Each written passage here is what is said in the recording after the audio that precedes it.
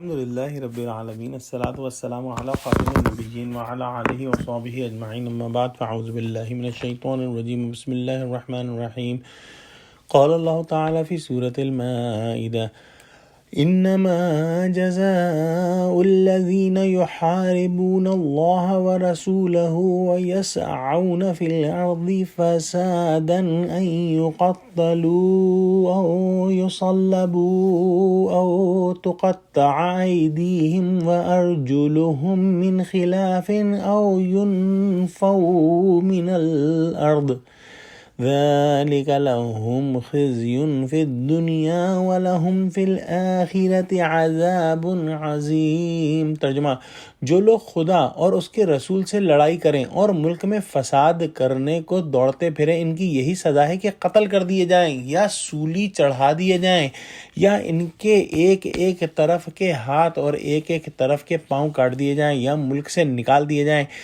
یہ تو دنیا میں ان کی رسوائی ہے اور آخرت میں ان کے لیے بڑا بھاری عذاب تیار ہے۔ اس آیت میں اور اس سے اگلی آیت میں اللہ سبحانہ وتعالیٰ نے ڈاکوؤں اور رہزنوں کی سزا بیان فرمائی ہے جو دنیاوی احکام سے متعلق ہے، اور آخر میں فرمایا کہ یہ دنیا میں ان کی رسوائی اور آخرت میں ان کے لیے بڑا عذاب ہوگا۔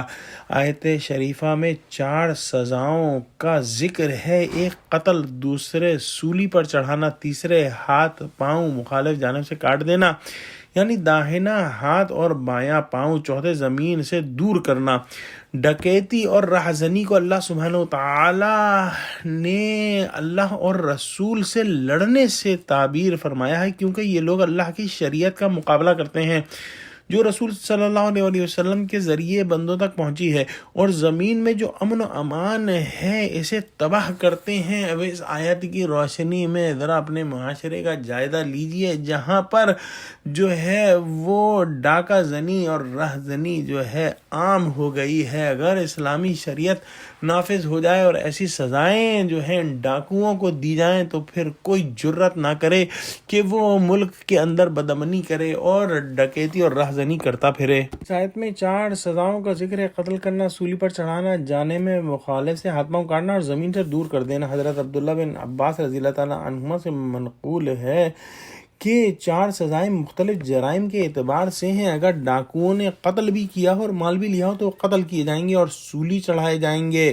اگر قتل کیا ہو مال نہ لیا ہو تو وہ قتل کیے جائیں گے، اور اگر مال لیا ہو اور قتل نہ کیا ہو تو ہاتھ پاؤں جانب مخالف سے کاٹ دیے جائیں گے۔ اور اگر کہیں رہزنی کے لیے بیٹھ گئے ہوں جس سے لوگ خوف زدہ ہوں تو ان کو زمین سے دور کر دیا جائے گا۔ زمین سے دور کرنے کا مطلب کیا ہے، اس کے بارے میں مختلف اقوال ہیں۔ ایک تو یہ ہے کہ ان کو جلا وطن کر دیا جائے، اور ایک یہ ہے کہ جیل میں ڈال دیا جائے جب تک کہ توبہ نہ کریں۔ حضرت عمر رضی اللہ تعالیٰ عنہ پہلے خلیفہ ہیں جنہوں نے جیل میں رکھنے کا سلسلہ جاری کیا اور فرمایا کہ میں بند رکھوں گا جب تک مجھے اس کی توبہ کا علم نہ ہو جائے، اور میں جلا وطن نہ کروں گا تاکہ یہ وہاں کے لوگوں کو تکلیف نہ دے۔ یہ جو قتل کرنا اور ہاتھ پاؤں کاٹنا ہے یہ شرعی سزا کے طور پر ہے۔ جس کو قتل کرنا ہو اس کے اولیاء اگر معاف کر دیں تب بھی یہ سزا معاف نہ کی جائے گی، ان کے معاف کرنے کے باوجود اسے قتل کر دیا جائے گا۔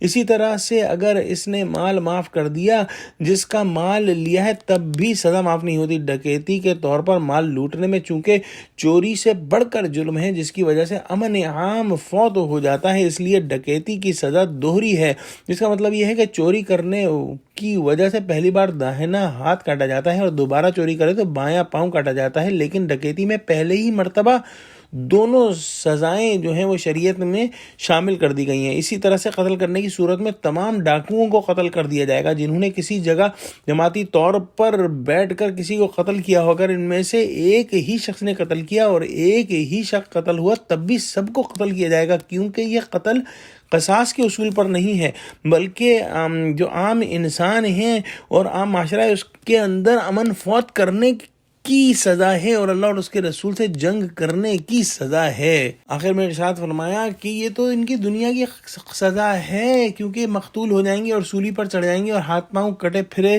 جو ہیں وہ گھومیں گے، لیکن آخرت میں اس سے بھی بڑھ کر ان کے لیے عذاب ہے۔ دعا کرتے ہیں کہ اللہ سبحانہ وتعالی ہم کو قرآن کا فہم عطا فرما۔ آمین۔ وآخر دعوانا الحمدللہ رب العالمین۔ السلام علیکم ورحمۃ اللہ وبرکاتہ۔